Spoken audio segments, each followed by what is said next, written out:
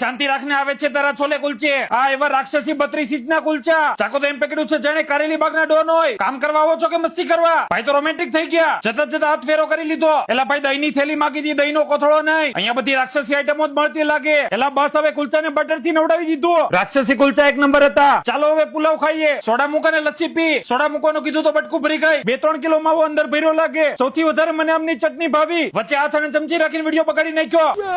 દાલ મખની અને રાઈસ એક નંબર હતા અમે બધાએ પેટ ભરીને ખાધું તો બી લસ્સી અને કુલચા પૂરા ના કરી શક્યા દહીં તો એમ તેડ્યું જાણે પોતાનું છોકરું હોય દહીં ઘરે લઈ જવા માથાકૂટ ચાલુ રસોડામાં દડાથી રમે ધમ પછાડા કરે હવે મસાજ આપે